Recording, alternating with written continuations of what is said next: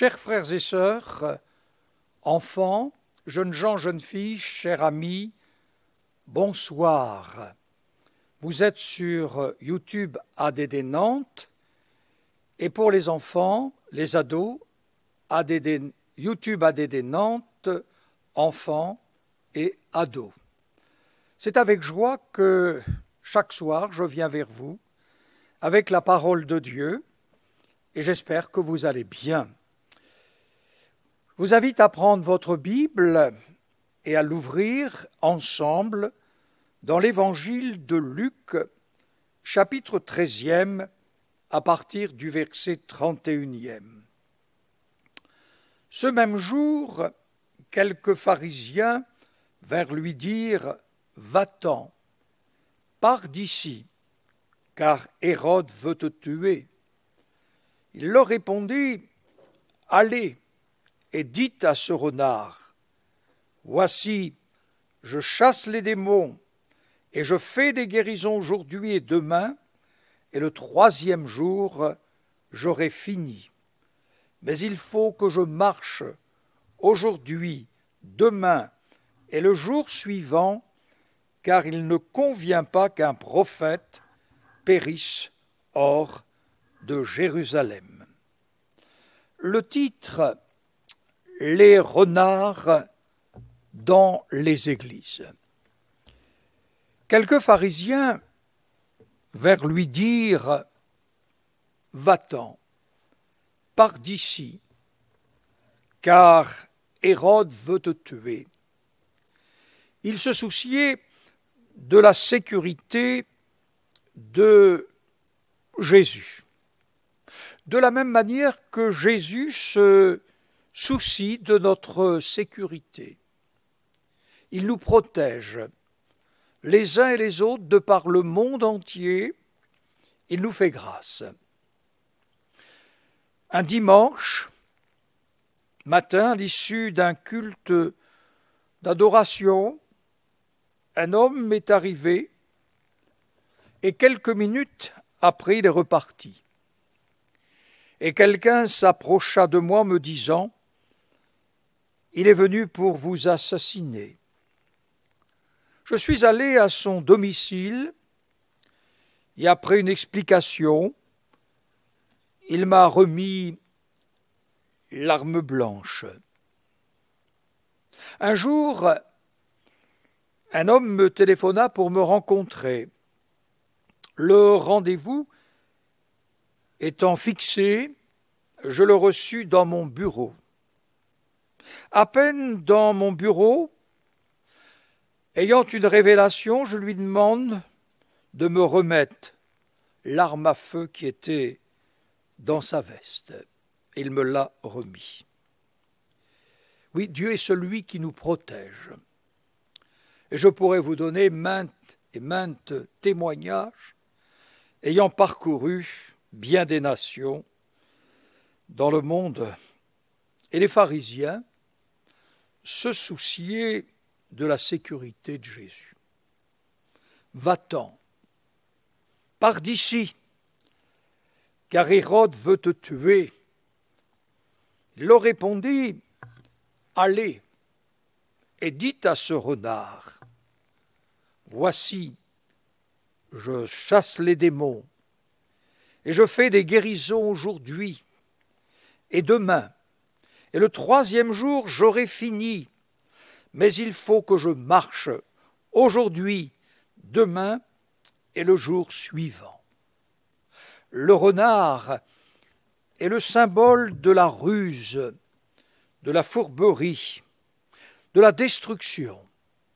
Et Jésus exprime sa détermination de poursuivre son œuvre jusqu'à ce qu'elle soit achevée. Quant à Jésus, rien ne peut l'arrêter, ni le détourner de sa marche. Il faut que je marche aujourd'hui et demain, et le troisième jour, j'aurai fini. Dans l'évangile de Jean, chapitre 17e, verset 4e, merveilleuse prière du sacerdoce, « J'ai achevé l'œuvre que tu m'as donné à faire.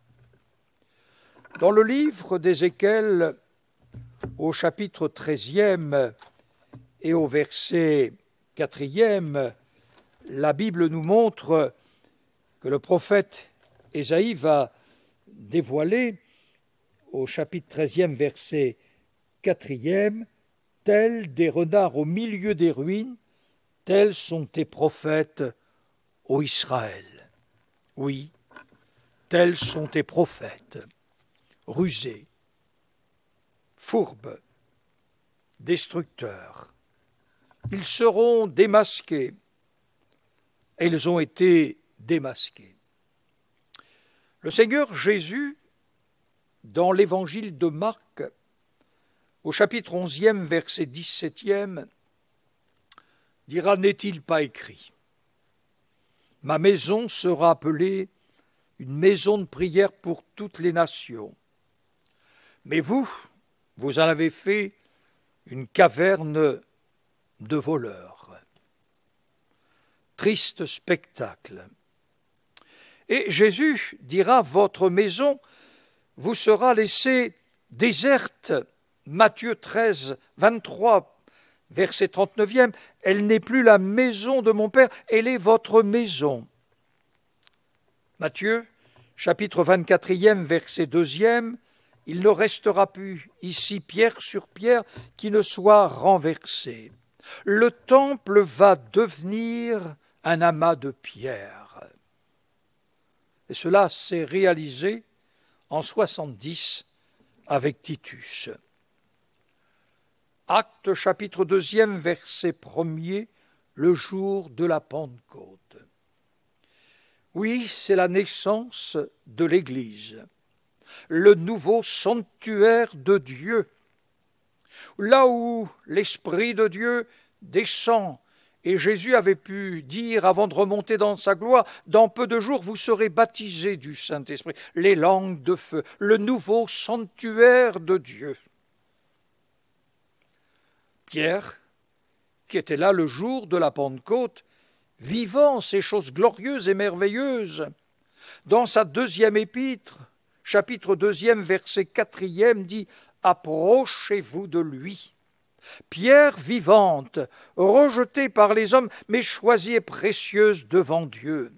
Et vous-même, comme des pierres vivantes, édifiez-vous pour former une maison spirituelle, un saint sacerdoce, afin d'offrir des victimes spirituelles agréables à Dieu par Jésus-Christ. Oui, quand Jésus parle du temple, un amas de pierres, il voit aussi un nouveau temple spirituel fait de pierres précieuses, d'hommes et de femmes régénérés. Et combien nous sommes heureux de réaliser que nous pouvons nous approcher de nous, pierres vivantes, de la pierre vivante, pierre angulaire, et de nous édifier pour former une maison spirituelle, un saint sacerdoce, afin d'offrir des victimes spirituelles agréables à Dieu par Jésus-Christ. Quelle grâce! Avant de le connaître, nous étions des pierres lépreuses, prises par la religiosité, prises par l'occultisme, prises par la solitude, prises par le jeu. Et nous pourrions multiplier les exemples, et nous sommes devenus une pierre vivante par la grâce, par la bénédiction du Seigneur, par l'œuvre accomplie par sa croix et la résurrection. Dans l'évangile de Matthieu, chapitre 16e, verset 18e, Jésus révèle « Je bâtirai mon Église ». C'est lui qui en est le grand bâtisseur. C'est son Église. Et il dit « Et les portes du séjour des morts ne prévaudront point contre elle ». Ce que Jésus révèle, c'est qu'il y aura une action offensive contre son Église. Elle est exposée à des combats, des luttes, à des tribulations de toutes sortes. Ce que Jésus révèle aussi, c'est que son Église restera invulnérable, inébranlable, malgré les nombreuses attaques contre elle. Il y a deux sources d'agression contre l'Église de Jésus. Satan cherche à la détruire de deux manières, de l'intérieur, de l'extérieur. Dans le livre de l'Apocalypse, au chapitre 12e, verset 9e, le grand dragon, le serpent ancien, appelé le diable et Satan, celui qui séduit toute la terre. Dans l'évangile de Jean, chapitre 8e, verset 44e, Jésus dit « Il a été menteur, meurtrier dès le commencement. Et il ne se tient pas dans la vérité, parce qu'il n'y a point de vérité en lui, et lorsqu'il profère le mensonge, il parle de son propre faux, car il est le menteur et le père du mensonge. » Si nous ouvrons la Bible dans la deuxième épître aux Corinthiens, au chapitre 4e, nous voyons que tels sont les apôtres par excellence, supérieurs, qui veulent prêcher aux chrétiens de l'Église de Corinthe un autre Jésus, un autre esprit, un autre évangile. Tels étaient les renards rusés, fourbes, destructeurs, dans l'Église de Corinthe. L'apôtre Paul dit dans ce deuxième épître, les Corinthiens, chapitre 11, verset 1er, « Je suis jaloux de vous, d'une jalousie de Dieu, parce que je vous ai fiancé à un seul époux pour vous présenter à Christ comme une vierge pure. » Oui, Paul compare l'Église à une vierge pure, une fiancée à Christ, par le moyen de la repentance, de la conversion. Et nous croyons aussi au glorieux retour de Jésus. Nous croyons à l'enlèvement de l'Église. Nous croyons que les morts en Christ vont ressusciter premièrement, et nous les vivants, nous allons partir auprès du Seigneur. Après cet enlèvement, la Bible dit que nous allons comparaître devant le tribunal de Christ. Il n'est pas question de perdre son salut ou du salut. Nous sommes sauvés. Et ceux qui sont sauvés auront part à l'enlèvement de l'Église. Mais la Bible dit qu'il faudra répondre de notre gestion sur la terre, de nos actes de piété, d'impiété, de nos paroles justes, vaines, de notre vie de consécration, comment nous aurons employé aussi notre argent, comment nous aurons marché avec Dieu.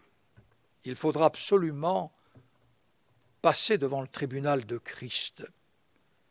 Et la Bible nous montre ensuite que le Seigneur présentera à son Père cette Église sainte, riche, belle. Et ensuite, après cette présentation, ce sera les noces royales, les noces de l'agneau. Et devons nous réjouir avec cette espérance glorieuse. Bien sûr qu'il y aura le jugement dernier pour les incroyants. Et la Bible nous montre aussi que les cieux et la terre disparaîtront et que Dieu va créer de nouveaux cieux, de nouvelles terres où nous serons pour toujours avec le Seigneur. Quel avenir glorieux nous avons, bien-aimés frères et sœurs dans la foi. Toutefois, dit Paul, de même que le serpent séduisit Ève par sa ruse. Je crains que vos pensées ne se corrompent et ne se détournent de la simplicité à l'égard de Christ. Oui, nos pensées, avant de connaître Christ, étaient corrompues par toutes sortes de pensées que nous avions pu avoir dans ce monde impudique, blasphématoire à l'égard de Dieu, marqué aussi par la sorcellerie, par la drogue, par la magie. Mais quand le Seigneur est venu de notre cœur, nous avons été purifiés dans nos pensées, et il a mis la pensée de Christ. Et cette pensée de Christ détermine notre vie. Et Paul leur dit, je crains que vos pensées ne se corrompent et ne vous détournent de la simplicité à l'égard de Christ. Et il se tournait vers un autre évangile, un autre esprit, un autre Jésus. Dans sa première épître aux Corinthiens, chapitre 3, verset 16, l'apôtre Paul dit, si quelqu'un détruit le temple de Dieu, l'Église, Dieu le détruira. Si quelqu'un abîme le temple de Dieu, oui, Dieu le détruira, car le temple de Dieu est saint et c'est ce que vous êtes. Chapitre 6 de ce même épître, Paul dit aussi que notre corps est le temple du Saint-Esprit, que nous avons été rachetés à un grand prix par la croix du Calvaire, par le Seigneur. Nous avons été réconciliés avec Dieu et notre corps est devenu le temple de l'Esprit de Dieu et Dieu habite en nous. Le Seigneur Jésus habite en nous. Le Saint-Esprit habite en nous. Jésus a dit, il faut que je marche aujourd'hui, demain et le jour suivant. Et dans notre vie spirituelle, il en est de même pour nous, il faut que nous marchions aujourd'hui, demain et le jour suivant. Tant de choses peuvent nous arrêter dans notre marche spirituelle. Lorsque le Seigneur de son ciel de gloire, dans le livre de l'Apocalypse au chapitre 2, à partir du verset 1er, voici ce que dit celui qui tient les 7 étoiles dans sa main droite, celui qui marche au milieu des 7 chandeliers. Je connais tes œuvres, ton travail et ta persévérance. Je sais que tu ne peux supporter les méchants, que tu as éprouvé ceux qui se disent apôtres et qui ne le sont pas, et que tu les as trouvés menteurs. Tu as de la persévérance. Tu as souffert à cause de mon nom, et tu ne t'es point lassé. Mais ce que j'ai contre toi, c'est que tu as abandonné ton premier amour. Souviens-toi donc d'où tu es tombé, repens-toi et pratique tes premières œuvres. Sinon je viendrai à toi et j'ôterai ton chandelier de sa place, à moins que tu ne te repentes. Tu as pourtant ceci, c'est que tu hais les œuvres des Nicolaïtes, œuvres que je hais aussi, que celui qui a des oreilles entende, que ce que l'Esprit dit aux églises, à celui qui vaincra, je donnerai à manger de l'arbre de vie qui est dans le paradis de Dieu. Oui, écrit au messager d'Éphèse.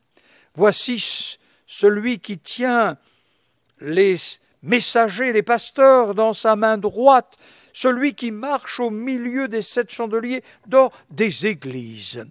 Oui, le Seigneur de son ciel de gloire, il continue à marcher au milieu de ces églises, encore dans notre 21e siècle. Et tout le temps que Jésus tardera à revenir, il continuera à marcher. Ça veut dire qu'il veut donner la direction à ses serviteurs, qu'il veut donner la direction à son Église. Il le fait. Oui, celui qui marche, celui qui continue de marcher, celui qui parle, celui qui console, celui qui restaure. Ce qui est merveilleux, c'est que si le Seigneur évalue son Église, et l'on peut dire qu'il donne comme note 9 sur 10, les félicitations. Et s'il nous fallait ce matin évaluer les églises dans lesquelles nous sommes, le Seigneur ferait la même chose. Il nous féliciterait de certaines choses, il nous encouragerait, et il nous encourage. Mais le Seigneur va aussi dire, souviens-toi d'où tu es tombé. Cette Église, il y a un amour pour le Seigneur. Il y a un amour pour son Église. Il y a un amour pour les messagers, pour les pasteurs. Il y a un amour pour les perdus. Mais Jésus dira, pratique tes premières œuvres. Voilà comment était l'Église quand elle vivait dans l'amour et pratiquait ses premières œuvres. Dans le livre des Actes des Apôtres, au chapitre 19e, verset 6e, il y a un rassemblement d'environ 11 hommes. Et Paul leur parle, les enseigne, s'ils ont reçu l'Esprit quand ils ont cru, et leur expliquant le salut, leur expliquant la foi, leur cœur s'est ouvert. Et la Bible dit que lorsque Paul leur eut imposé les mains, le Saint-Esprit vint sur eux et ils parlaient en langue et prophétisaient. Et la Bible nous dit dans le livre des Actes au chapitre 19e, verset 9e, Paul enseigna les disciples chaque jour dans une école. Cela dura 2 ans. Dieu faisait des miracles extraordinaires par les mains de Paul. Voilà comment était l'Église quand elle pratiquait ses premières œuvres. Et nos églises, on peut dire la même chose avec grâce, avec reconnaissance, que des messagers sont venus avec la Bible, la parole de Dieu. Et ils ont prêché l'Évangile. Des hommes et des femmes se sont repentis, se sont convertis, ont été guéris, des démons ont été chassés. Des hommes et des femmes à la recherche de la vérité ont découvert Jésus-Christ. Et puis, nous avons été baptisés de l'Esprit, nous avons parlé de nouvelles langues, nous avons prophétisé, nous avons vu des miracles extraordinaires, des foyers aussi reconstitués, des vies changées, des chaînes invisibles libérées. Oui, des drogués ont été et sont libérés. Des foyers brisés ont été reconstruits. Des hommes et des femmes qui, pris par le jeu, ont été libérés. Oui, des vies ont été transformées. Oui. Et de par le monde entier, le Seigneur fait les mêmes choses. Mais voici que ses pères, ses frères et sœurs, très certainement en grand nombre, étaient là, partis auprès du Seigneur. Car du commencement de l'Église jusqu'au livre de l'Apocalypse, cela représente environ 40 ans. Beaucoup de frères et sœurs étaient rentrés dans la gloire de Dieu. Peut-être certains étaient-ils encore là. Mais les plus jeunes n'avaient peut-être pas expérimenté ce que leur père avait vécu. Et ce regard en arrière donnera envie aux jeunes de faire une expérience personnelle avec le Seigneur Jésus-Christ. C'est pourquoi, nous les aînés, il faut transmettre à la génération future, mais qui est là dans les églises, les enfants, les ados, les jeunes gens, les jeunes filles, ce que le Seigneur a fait et ce qu'il fait encore et ce qu'il fait de par le monde entier. Pourquoi, jeunes gens, il vous faut naître de nouveau. Il faut vous engager avec le Seigneur. Il faut que vous soyez aussi baptisés par immersion, que vous fassiez l'expérience de la Pentecôte et que vous donniez votre cœur et Dieu va se saisir de votre vie. Et là, dans notre nation, dans les nations, où tout s'est effondré, où nous sommes bouleversés, nous avons tous le même langage, nous ne pensions point qu'un jour cela pourrait arriver. Ce virus qui vient de mettre les nations à terre, cette grande crise sanitaire internationale, et nul n'est à l'abri. Nul n'est à l'abri, que nous soyons croyants ou incroyants. Oui, nul n'est à l'abri. Nous le disons avec beaucoup d'humilité, nous avons besoin de la grâce de Dieu. Mais jeunes gens, jeunes filles, il faut que vous soyez aussi un témoin pour votre génération. Et dans ce moment où tout s'effondre autour de vous, gardez la foi, Et croyez que vos études ne sont pas vaines, que vous allez construire un foyer, que vous allez voir l'avenir avec sérénité et aussi travailler avec le Seigneur.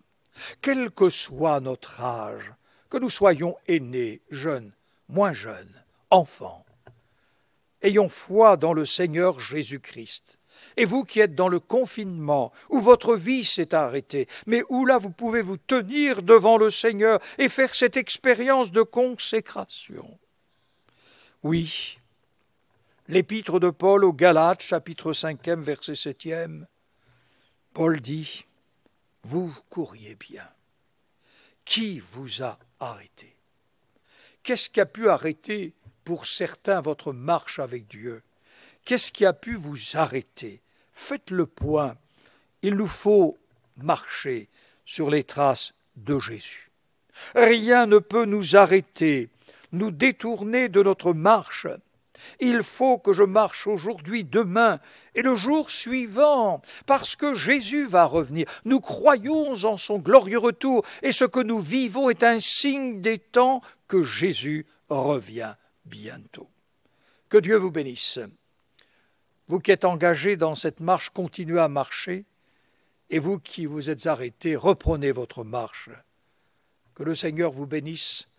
Nous allons prier ensemble, lui demander sa grâce et sa bénédiction, et que le renard ne vienne pas faire un travail de destruction, que ne vous laissiez pas la place à tous ces faux apôtres, à tous ces apôtres qui voulaient démolir le ministère de l'apôtre Paul. Continuez à vivre avec l'Évangile, celui de Jésus. Oui, continuez à vivre aussi avec l'Esprit de Dieu. Oui, continuez à vivre là avec le Seigneur. Que le Seigneur vous fasse grâce, qu'il vous bénisse et croyez au ministère de l'Esprit de Dieu. Nous allons prier. Seigneur, nous voulons te bénir parce que tu es notre Père. Tu es dans la gloire et rien n'est caché à tes yeux.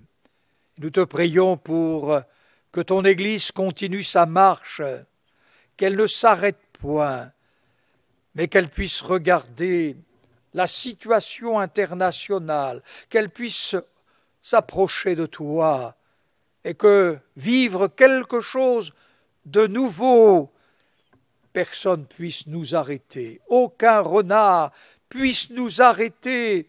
Seigneur Jésus, fais grâce, visite-nous dans nos cœurs, visite-nous dans notre fort intérieur, et nous te prions aussi pour le corps médical.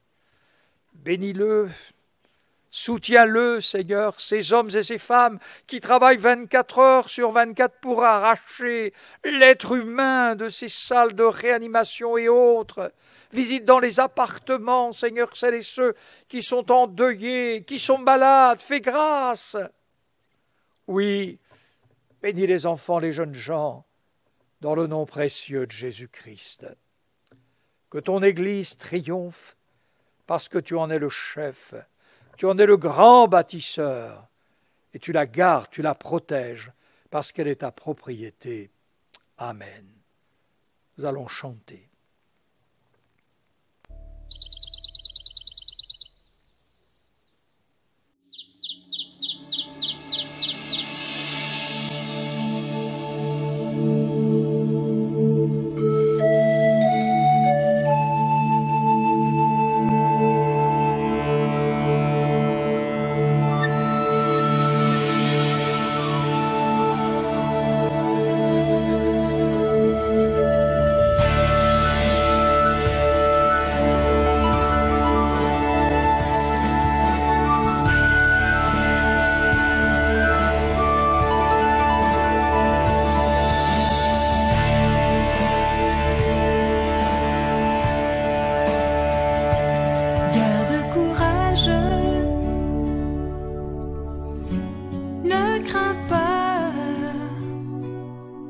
Un chemin est déjà frayé pour toi. Garde courage, n'abandonne pas. Pose tes pieds sur les traces de ses pas. Si tu marches dans un désert, avalant de la poussière, si la douleur est horrible, que ce moment fait souffrir, une route va s'ouvrir et tes yeux vont parcourir la gloire qui est à venir. Garde courage, ne crains pas,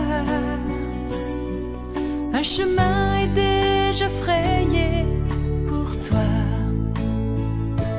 Garde courage, n'abandonne pas, pose tes pieds sur les traces de ses pas. Délivré de la souffrance, racheté dans nos absences, nous retournerons ensemble, habiter dans sa présence, et nous crierons de joie le triomphe du combat, d'avoir pu garder la foi.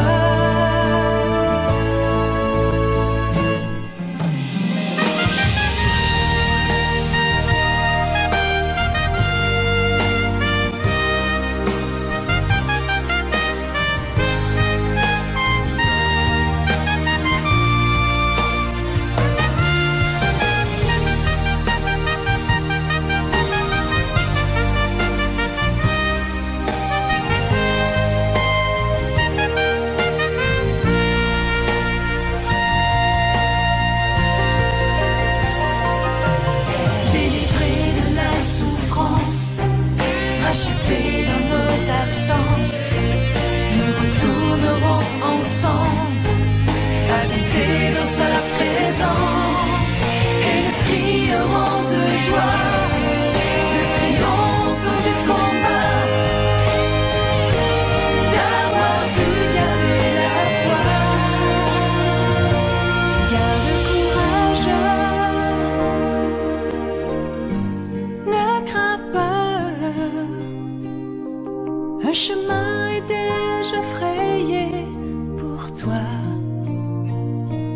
Garde courage, n'abandonne pas, pose tes pieds sur les traces de ses pas. Garde courage, ne crains pas, un chemin est déjà frayé pour toi. Garde courage, n'abandonne pas, pose tes pieds sur les traces de ses pas. Garde courage,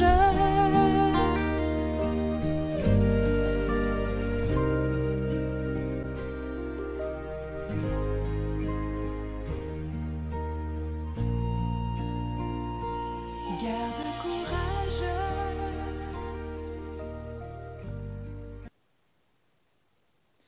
Bonne soirée, que Dieu vous bénisse et à demain soir.